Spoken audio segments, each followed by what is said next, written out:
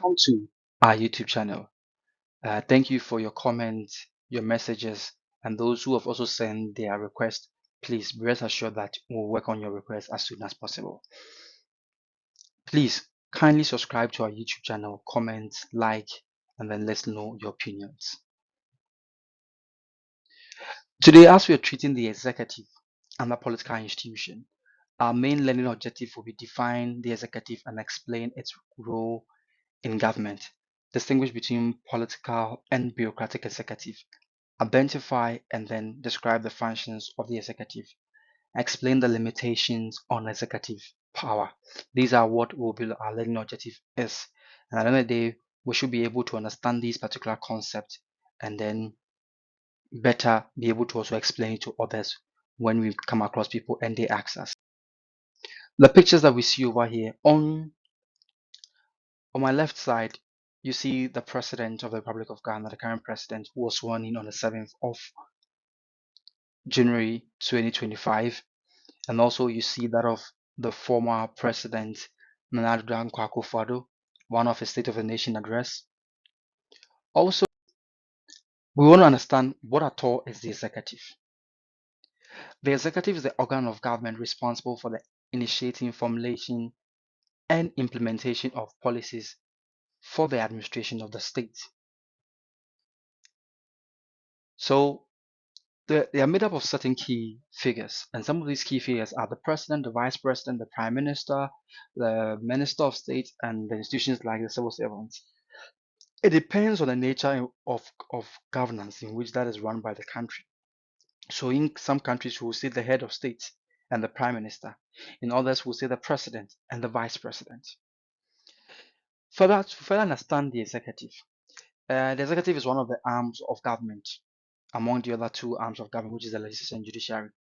Whilst the legislature is to make laws, as we've already learned in our previous video, the executive is responsible for putting those laws into actions and managing the day-to-day affairs of the government. So some of the key members of the executive, the president or prime minister or head of state, depending on how it is, provides that national leadership and they represent the country domestically and internationally. The vice president or the deputy prime minister support the president or the prime minister and may take over their responsibility when necessary. Ministers of state, these are officials who head various government departments or ministries. So it can be the Minister of Health, Minister of Education, Minister of Finance, to ensure that these particular sectors or there are specific policies or development that helps drive these particular sectors. They are civil servants. They are permanent government employees who are not politically appointed. They provide technical expertise and continue in running government affairs. So the picture you also see here is a beautiful picture of the former president of the Republic of Ghana, that of also Dr. Mahmoud Bawumia as vice president, the Speaker of Parliament, Honorable Kingsford Sunamu Bagben, and that of what the Chief Justice then. This was in 2021, 7th December. Also, the two distinction of this executive, as we mentioned, political executive or bureaucratic executive. So you see a picture here that is showing the current president, which has on his immediate left hand side sees the energy minister, John Abujinapo. Then you see that of the finance minister, Atokiso Felforsen. Then the vice president on his immediate right, you see that of education minister, Haruna Idrisu, the road minister. And these are all members of his cabinet, or who are also part of his cabinet. Over here too, you see what the chief director, who is also what a bureaucratic executive. So this is just for you to understand or appreciate that political executive and then bureaucratic executive. Functions of the executive. So there are a lot of functions of the executive, but we will look at these particular ones. And this picture over here shows you a picture of the president on his first day, when his first meeting with his cabinet ministers, sitting to deliberate about issues and then happenings around the country, and then how to drive the country going forward when they were elected into government.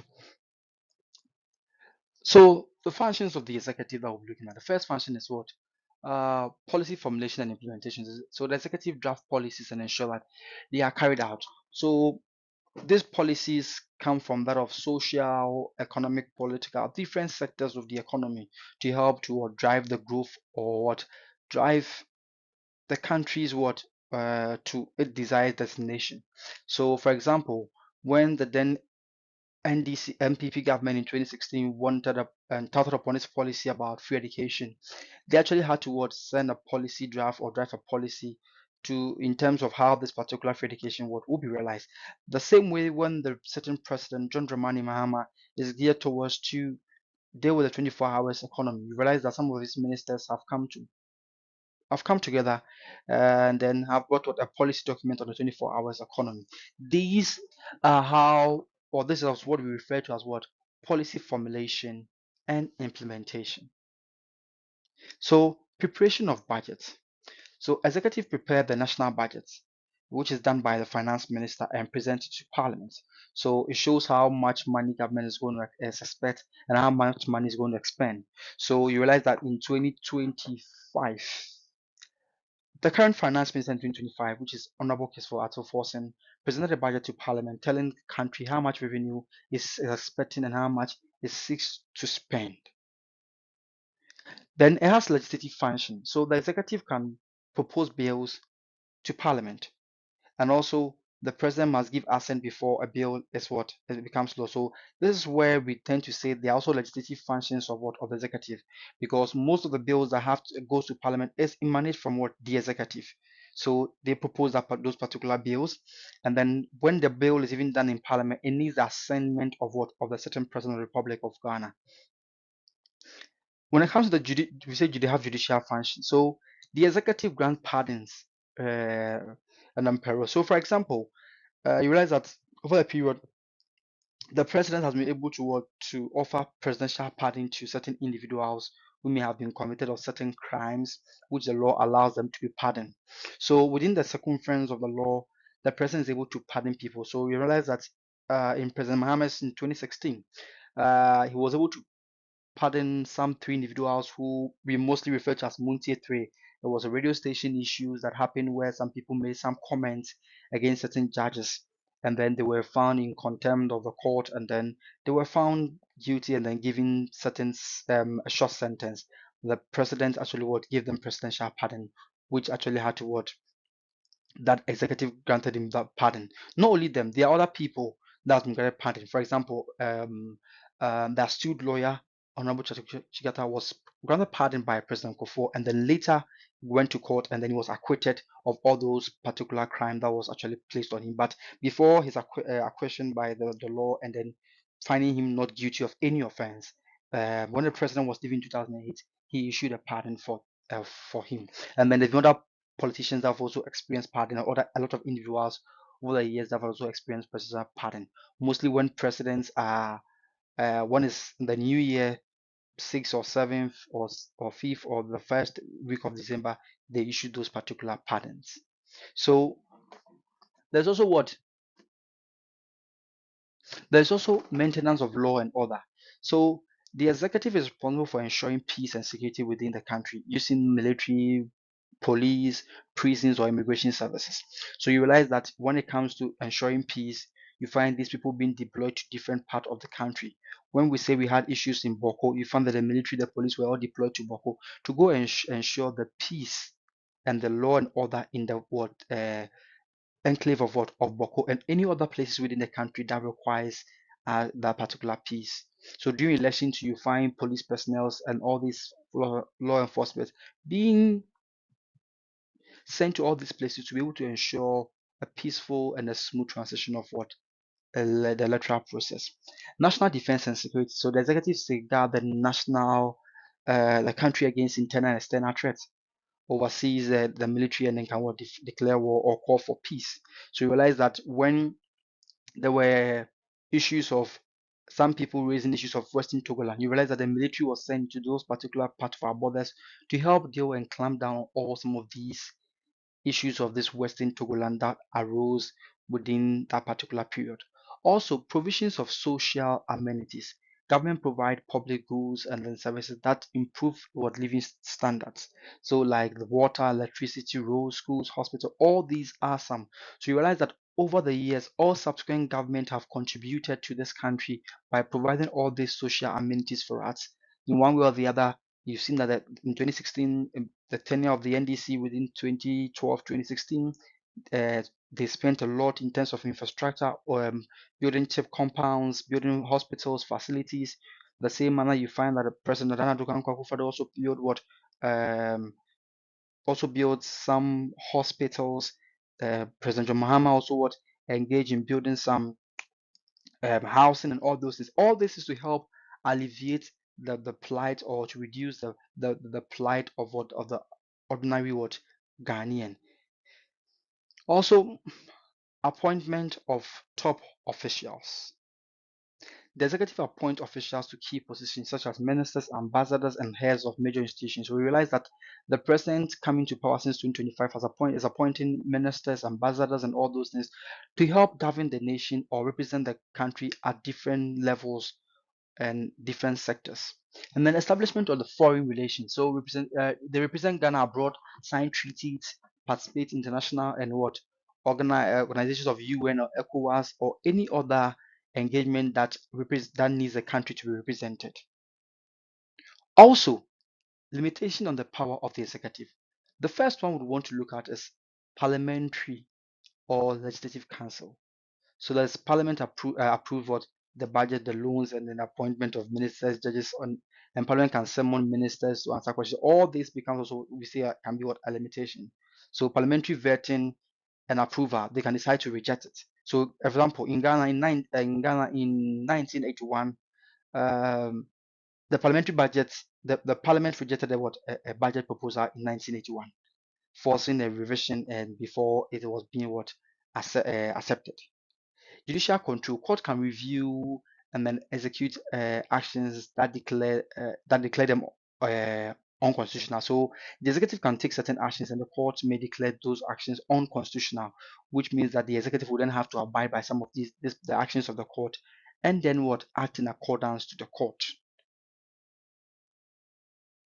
So you realize that over that period of time, there are sometimes some people want to engage in demonstrations and all those things.